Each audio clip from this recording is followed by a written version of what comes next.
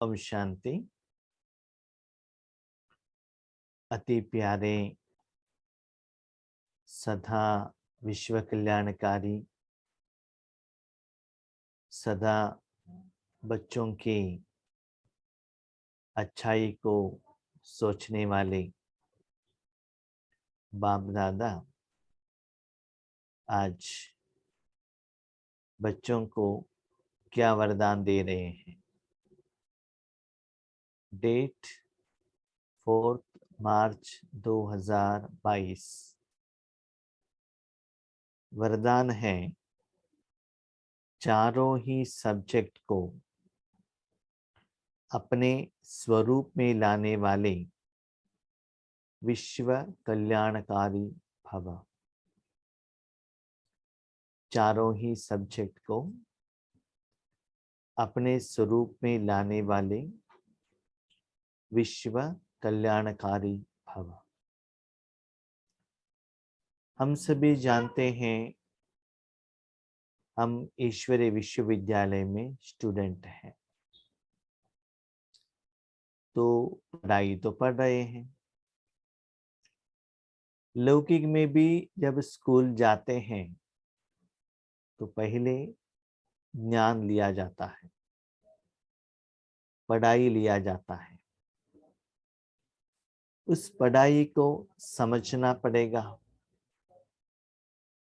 जितना आप उस पढ़ाई को समझते हैं उसके आधार पर आप एग्जाम में पास होंगे। जो क्वेश्चन आता है ना, उस क्वेश्चन के लिए आप ठीक से आंसर लिख सकते हैं। और जितना आपको आंसर मिलेगा, माना अच्छा मार्क्स मिलेगा, उसके आधार पर लौकिक दुनिया में जॉब मिलेगा। तो स्कूल में जो आपने पढ़ाई पढ़ी है और समझी है, जॉब में कितना परफेक्टली आप अप्लाई करेंगे, उसके आधार पर आपको सैलरी मिलेगा या बिजनेस में प्रॉफिट मिलेगा। एप्लीकेशन। उसके बाद जितना आपके पास पैसा इकट्ठा होता है, उसके आधार पर आप एजुकेशन के समय पर एजुकेशन लोन किया हुआ हो या माता पिता से जो लोन लिया है, लोन माना पैसा नहीं लिया है तो भी उन्होंने जो भोजन खिलाया है वो भी लोन ही है, प्रोवाइडेड आपने पहले जन्म में उनको कुछ न दिया हुआ है तो वो क्लियर करना है। परिवार को मेंटेन करना है, जिंदगी चलानी है। उसके बाद आपके पास पैसा बचता है तो दान करना है। कोई मठ, कोई टेम्पल, कोई अच्छा काम के लिए, गरीब के लिए। तो ये चारों जो सब्जेक्ट हैं उसमें यथार्थ धारणा करते रहेंगे तो आपका जिंदगी ठीक रहेगा। और वर्तमान समय में आज देख रहे हैं हम, चाहे इंजीनियरिंग हो चाहे मेडिकल हो, आपने एक बार डिग्री कंप्लीट कर दिया इसका मतलब ये नहीं है कि आपको सब कुछ आ गया, ऐसा नहीं है। हर रोज नया नया बीमारी आएगा, मार्केट में नया नया मेडिसिन आएगा, तो हर रोज आपको सीखना पड़ता है। और कंप्यूटर के लिए जो कंप्यूटर इंजीनियर है, नया नया टारगेट, नया नया विधि विधान, तो नया नया एप्स आएगा, नया नया सॉफ्टवेयर आएगा। एक जगह पर सीखते रहना चाहिए, नहीं तो आप आउटडेटेड हो जाते हैं। अपना मोबाइल में भी देख लीजिए, आपने नया मोबाइल ले लिया तो ऑपरेटिंग सिस्टम चेंज हो जाएगा, तो अपडेट होना पड़ता है। तो बाबा यही बात कह रहे हैं, ईश्वरी जिंदगी में भी चार सब्जेक्ट है। तो विश्व कल्याणकारी बनना है तो ये चारों सब्जेक्ट में इंटरनली कनेक्शन है, ज्ञान, योग, धारणा, सेवा। तो पहले आपको ज्ञान द्वारा समझना पड़ेगा कि भगवान आपको क्या कहना चाहते हैं, समय के अनुसार आप में क्या कमियां हैं। हर रोज मुरली द्वारा योग का विधि को कैसे चेंज करना है, एवरी डे। और सेवा में भी हद से बेहद में कैसे परिवर्तन होना चाहिए। इस स्लोली जो बाबा का जो भाव है, आपके प्रति जो ज्ञान है, गाइडेंस है, पालना है, समझना पड़ेगा। सिर्फ आप ज्ञान पढ़ते जाएंगे, पढ़ाते जाएंगे, याद नहीं रहता है। जैसे कि कॉलेज लेवल में जाते हैं ना, तो ज्ञान को या बुक लेसन को रटना नहीं है। छोटेपन में रटते हैं और लिखते हैं, उसका मीनिंग क्या है पता ही नहीं चलता है। लेकिन जब बड़े होते हैं ना, जो आप लेसन पढ़ते हैं तो समझना पड़ेगा। उसके बाद जो पेपर में आंसर आपके समझ के आधार पर लिखना पड़ेगा, वो क्वेश्चन में आपका ओपिनियन क्या है।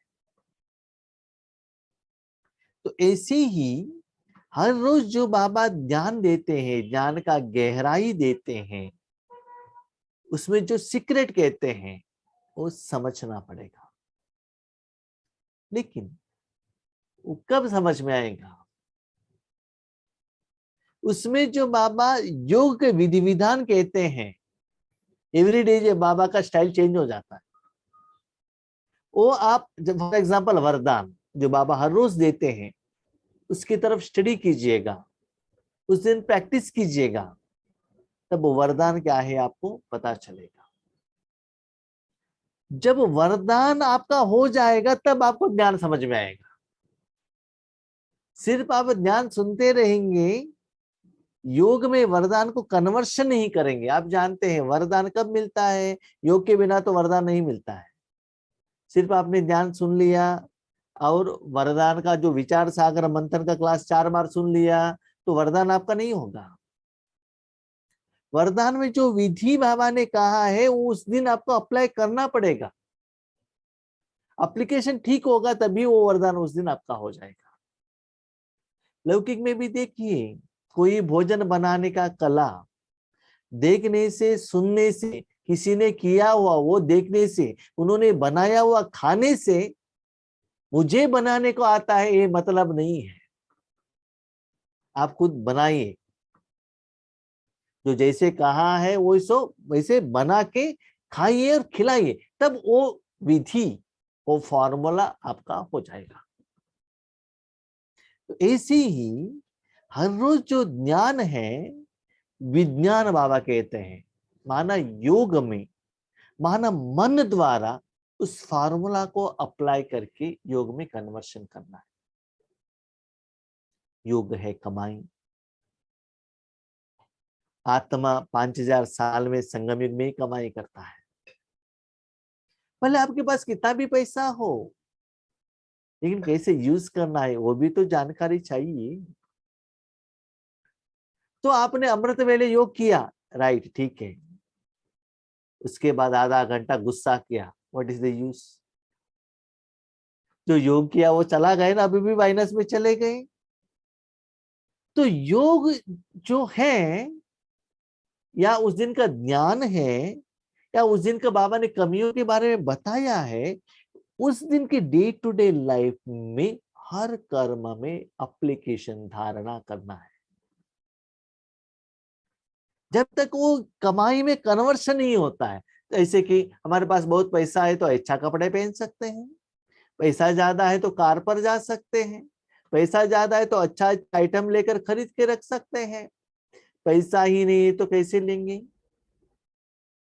तो वैसे ही आपने मुरली सुन लिया, अमृत वेला, नुमा शाम, ट्रैफिक कंट्रोल, योग कर दिया, इससे 4 सब्जेक्ट वो नहीं होगा। बाकी का जो उस दिन का टाइमिंग है ना, भले आप अलौकिक सेवा में रहते हो या लौकिक में रहते हो या ऑफिस में जाते हो, घर गृहस्थ में रहते हो, स्टूडेंट्स हो, माता हो, आपका जो उस दिन का पार्ट है, उस पार्ट में उस दिन का ज्ञान या अपने पहले का ज्ञान और योग अप्लाई करके अनुभव करना है।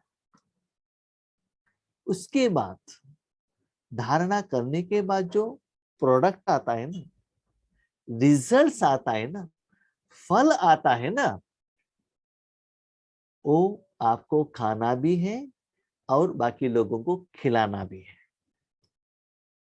और जो खिलाते हैं उसमें कुछ फल का एक्सपेक्टेशन नहीं करना चाहिए। वैसे बाबा कहते हैं ये चारों सब्जेक्ट आपस में इंटरकनेक्टेड है।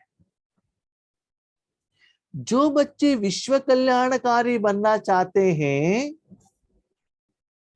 जिन्होंने ये तय किया है, दृढ़ संकल्प किया है कि मुझे विश्व कल्याणकारी बनना है,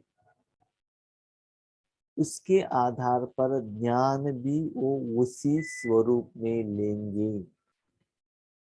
उनको ज्ञान भी वही आधार पर समझ में आ जाएगा। उसी लेवल में वो लोग क्या करेंगे, कैच करेंगे। तो अपने को चेक कीजिएगा, क्या मैं विश्व कल्याणकारी के दृढ़ संकल्प रहते कर ज्ञान सुनता हूं? ठीक है। चारों सब्जेक्ट में अपने स्वरूप को लाने वाले स्वरूप माना आत्मा के हर कर्म में वो इंक्लूडेड होना है।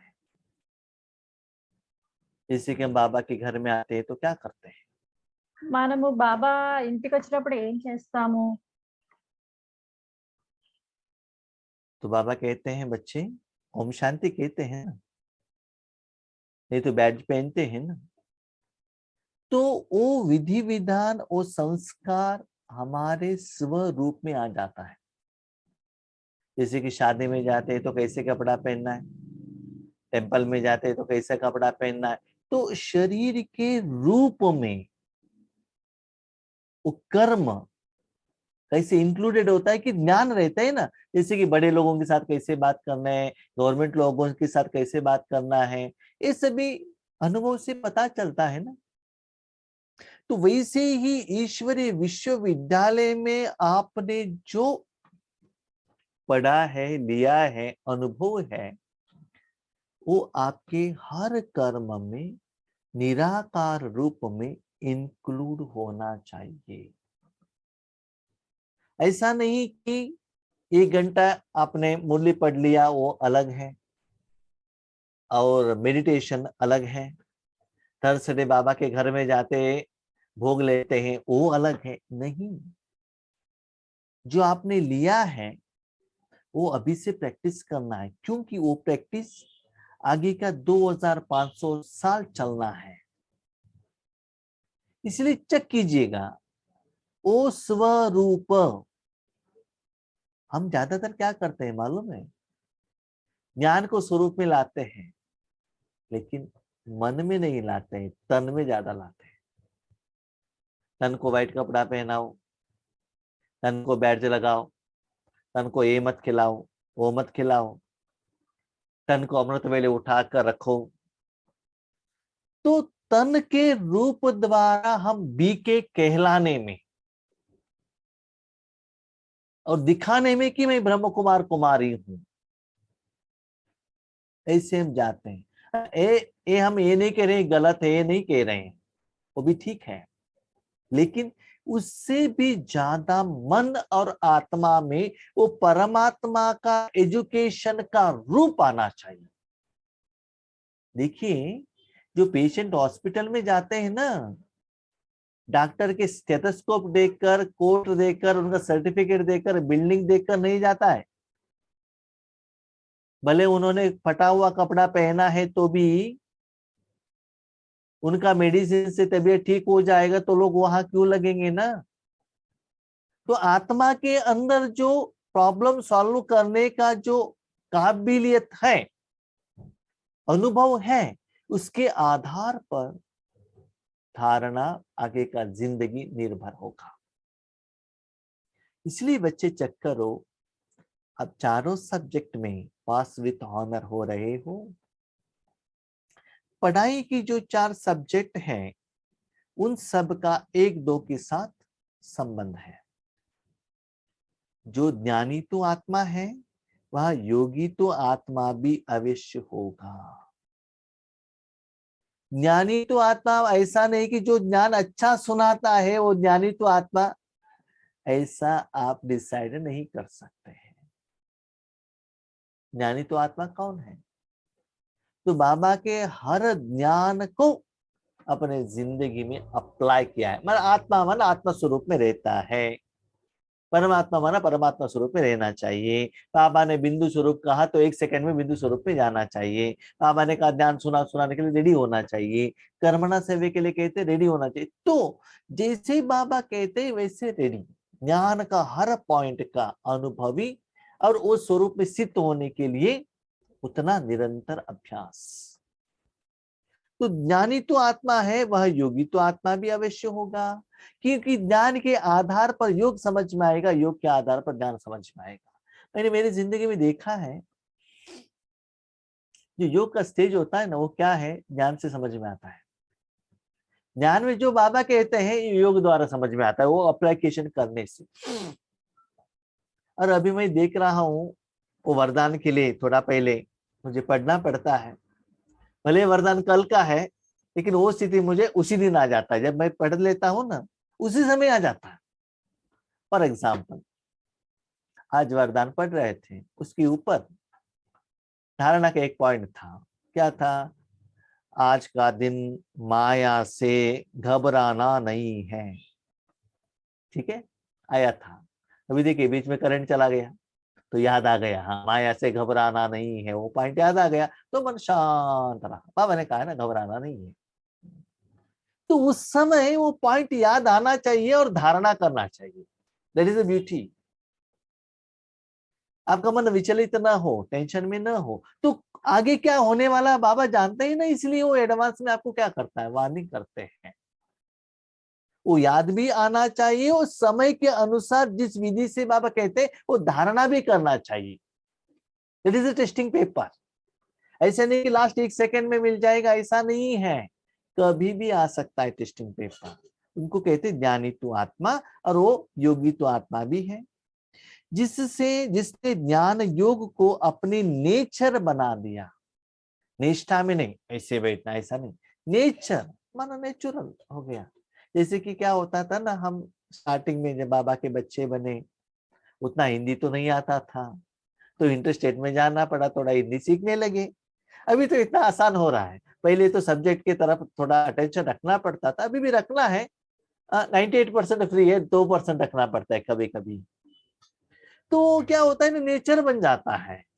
जैसे कि कोई माताएं और भाई लोगों को व्हाइट कपड़ा पहनना बीके होने के बाद थोड़ा मुश्किल होता है। सरेंडर टीचर को थोड़े दिन के बाद वो नेचर बन जाता है।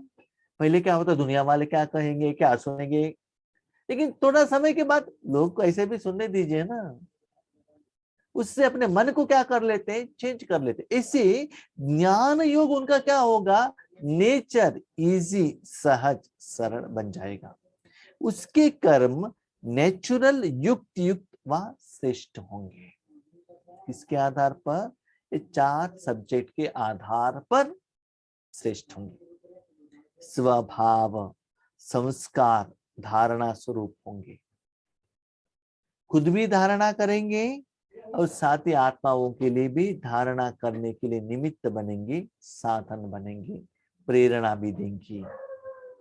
उनका स्वभाव ही ऐसा हो जाता है, कुछ आर्टिफिशियली किसी को कुछ कह रहे नहीं है, उनका बात ही दूसरे लोगों को वरदानी बोल हो जाएगा। जिसके पास इन तीनों सब्जेक्ट की अनुभूतियों का खजाना है, याद रखिए अनुभूति। तो अनुभूति क्या है? अनुभूति ऐसा एक चीज है खुद आप जो अनुभव करते हो वो आगे वालों को होना चाहिए। जब आप ही अनुभव नहीं करते हो तो आगे वालों को कैसे अनुभूति कराएंगी? तो ज्ञान को पढ़ना नहीं है, जिंदगी में लेकर आइए, खुद अनुभव कीजिए। आपकी दृष्टि द्वारा, संकल्प द्वारा, बातें द्वारा, कर्म द्वारा, सोच द्वारा, संकल्प द्वारा, भावना द्वारा आगे वालों को अनुभव हो। एक बार हम राजमंड्री गए थे फर्स्ट टाइम सेवा के लिए। वहां इंटरनेशनल पेपर मिल में प्रोग्राम था 3 दिन का। तो वहां था, सभी लैंग्वेज वाले आए थे इवनिंग कोर्स सुनने के लिए। एसी का रूम था, हाई लेवल का ऑफिसर थे, उसमें एक केरलियन थे। हम तो हिंदी में क्लास कर रहे थे, हमारे साथ एक बहन आई थी बेंगलुरु से, वो तेलुगु में ट्रांसलेशन कर रही थी। तो एक हाई लेवल ऑफिसर आके आगे बैठे थे। 3 दिन उन्होंने बहुत अच्छा सुन लिया, और तीसरा दिन वो कहते हैं, ये भाई जी ने क्या कहा मुझे समझ में नहीं आया। हमें पूछा, इतना इंटरेस्ट से सुन रहे थे। एक्चुअली आपका लैंग्वेज समझ में नहीं आया, लेकिन मुझे भावना से मैंने बहुत कुछ सीखा है। क्योंकि ना मुझे तेलुगु आता है ना मुझे हिंदी आता है, लेकिन वो जो आपने पाया है, वो देने का जो भावना है ना, वो भावना मैंने बहुत अच्छा कैच किया है, उसके लिए मैं आकर बैठता था। तो वो होता है मन का भावना, मुख का भावना नहीं है वो लैंग्वेज का भावना नहीं, वो इंपॉर्टेंट है। देखिए, हम जब छोटेपन में थे ना, टीचर का जो भावना था स्टूडेंट्स लोगों को इंप्रूवमेंट करने का, इसलिए वो लौकिक माना स्कूल का लेसन से भी ज्यादा अच्छा लेक्चर देते थे, रामायण महाभारत का कहानी सुनाते थे। लेकिन आज स्कूल में क्या हो गया है, salary salary salary, portion portion portion.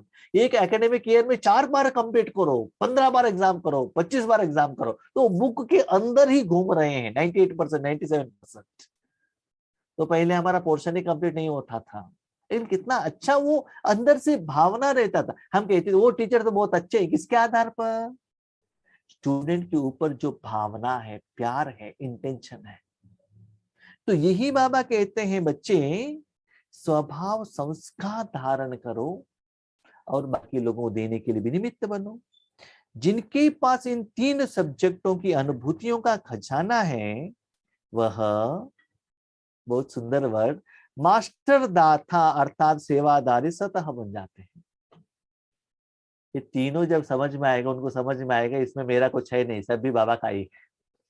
वो सिर्फ मास्टर बन जाता है, इंस्ट्रूमेंट, सेवा के लिए आधार। I am only the instrument, लेकिन बॉस चैतन्य शक्ति, रिस्पॉन्सिबल शिव बाबा और ब्रह्मा बाबा है, उनको वो समझ में आ जाएगा। तो सिर्फ अपने मन बाबा के हाथ में देख आराम से बैठ जाएगा, जो करना है आप करो, इंस्ट्रूमेंट हो बस। मन आपके हाथ में दिया है, तन आपको दिया है, संकल्प दिया है, सब कुछ दे दिया। तो ये 3 होने के बाद, अनुभव होने के बाद पता चलता है, बाबा एक बात कहूं क्या है, हम कितना भी सोचे संकल्प करें, लेकिन आपकी जैसा सेवा नहीं हो सकता है। लेकिन मन आपके हाथ में दे दिया ना, कुछ सोचने का ही जरूरत नहीं, सब कुछ आप करते हो। ये अनुभव मेरे पास है, इसलिए मैं कुछ भी नहीं करता, जो करना है आप करो। अनुभूति के आधार पर स्थिति आता है। तो वो भगवान के हाथ में सेवा के लिए एक इंस्ट्रूमेंट बन जाता है। बस अपनापन, मैं और मेरापन सबको जला देता है और मिटा देता है और खत्म कर देता है। जो इन चारों सब्जेक्ट में नंबर 1 देते हैं, उन्हें ही कहा जाता है विश्व कल्याणकारी। फाइनली बाबा ने क्या कहा मालूम है? सब कुछ सुनने के बाद बच्चे, विश्व कल्याण मैं करता हूं, आप नहीं, आप you are only the instrument. This is the secret. Rajyoga मैं करता हूं, दुनिया को शांति मैं देता हूं, पतितों को पावन मैं बनाता हूं, स्वर्ग का स्थापना मैं करता हूं। You are only the instrument. मैंने आपको मैंने चॉइस किया है, इसलिए सिर्फ मुझे थैंक्स कहो बस। और आप बुद्धिमान हो तो दिन में ज्यादा समय अपना तन मन मेरे हाथ में दे दो, बस इतना ही काम करो, बाकी काम मैं देख लेता हूं। ठीक है? तो फाइनल वर्डिंग यही है। इस विधि से आप क्या बन जाएंगे? विश्व कल्याणकारी। स्लोगन, हाँ अभी जो आया था ना वही है स्लोगन। माया का विकराल रूप के खेल को साक्षी होकर देखो तो निर्भय रहेंगी। ये स्लोगन मैंने पढ़ा था अभी, तो टेस्टिंग पेपर वो एक्सप्लेन करने से पहले आ गए।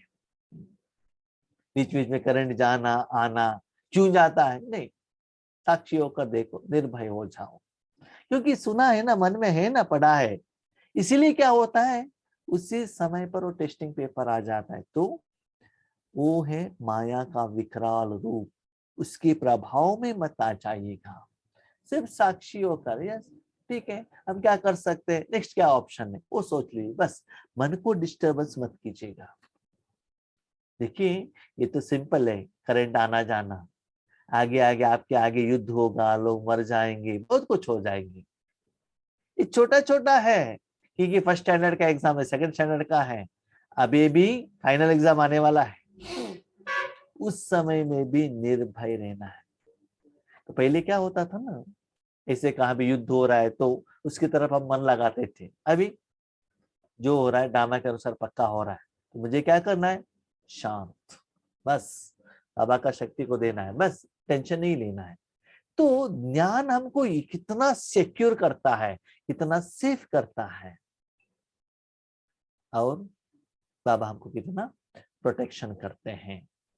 Thank you Baba, hats off Baba, ब्राह्मण परिवार को लिए भी और ड्रामा को भी, प्रोवाइडेड ज्ञान को आप धारणा करेंगे तो। अच्छा, अब शांति।